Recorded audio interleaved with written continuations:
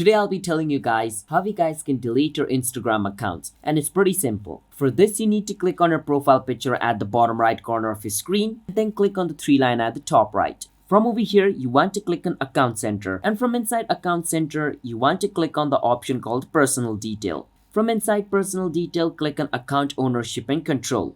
From here you want to choose Deactivate or Deletion, and then you want to choose your Instagram account. Now you want to choose Delete Account, the second option from over here, and click on Continue. From here you want to choose a reason on why you're trying to delete your Instagram account and then click on Continue. And over here you want to click on Continue again. Then it is going to take you to this step. Over here you need to enter the password of your Instagram account and click on Continue.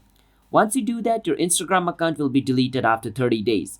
And if you want to recover your Instagram account again, you have 30 days time period. After 30 days, your account will be permanently deleted and you cannot recover it ever again. That's how you guys can delete your Instagram account. So if you guys found our video helpful, hit the subscribe to our channel How to Guide. I'll see you guys next time.